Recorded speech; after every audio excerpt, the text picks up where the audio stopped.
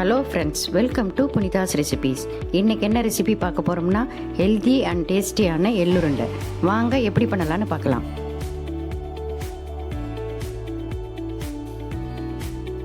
First ஒரு கிண்ணத்தில் 1 cup அளவுக்கு கருப்பு எள்ளு சேர்த்துக்கலாம்.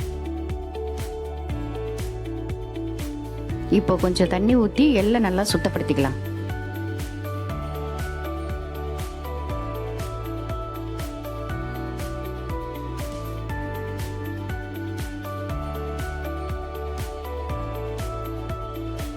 இப்படி செய்கிறதுனால எள்ளில் இருக்கிற தூசு, அழுக்கு, கல் எல்லாம் போயிட்டு எள்ளு நல்லா சுத்தமாக இருக்கும்.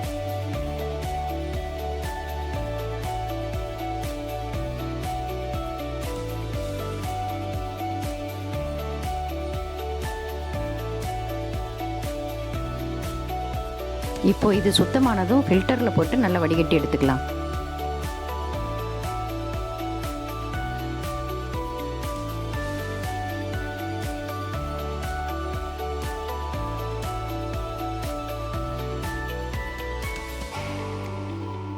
அடுத்து ஃபில்டர் பண்ண எள்ளை ஒரு டிஷ்யூ போட்டு நல்லா காய வச்சு எடுத்துக்கலாம். அடுத்து எள்ளை வறுத்துக்கலாம்.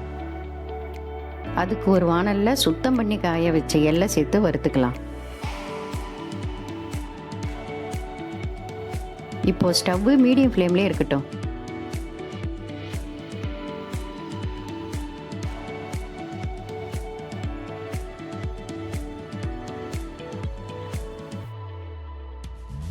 எள்ளு நல்லா பொரியிற வரைக்கும் வறுத்துக்கலாம்.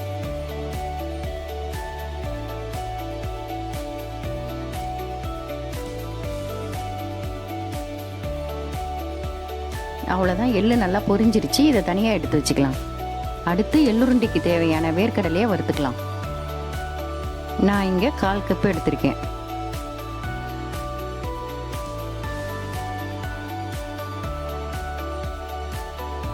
இதையும் மீடியம் ஃப்ளேம்லேயே வச்சு கருகாமல் வறுத்து எடுத்துக்கலாம்.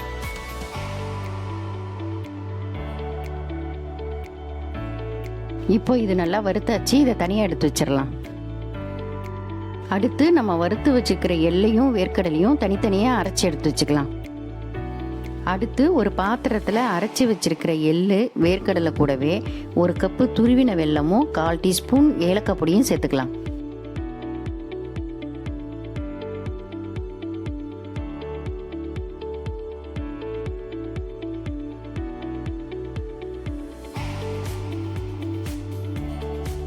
இப்போ இதெல்லாம் ஒன்றா வர மாதிரி நல்லா கலந்துக்கலாம்.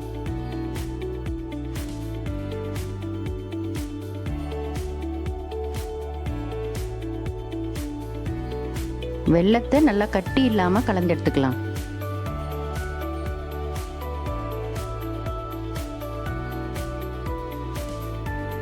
எந்த அளவுக்கு நல்லா கலந்துக்கிறோமோ அந்த அளவுக்கு உருண்டை பிடிக்க நல்லா ஈஸியாக வரும்.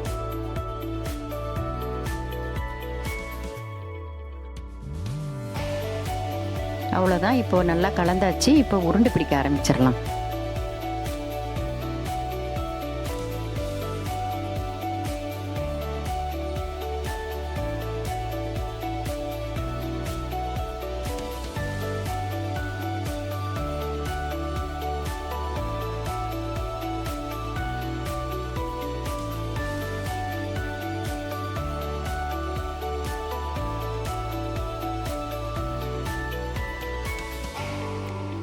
சப்போஸ் உருண்டை பிடிக்க வரலன்னா நெய் இல்லைன்னா நல்லெண்ணெய் தொட்டு நல்லா அழுத்தி உருண்டை பிடிச்சிக்கலாம்.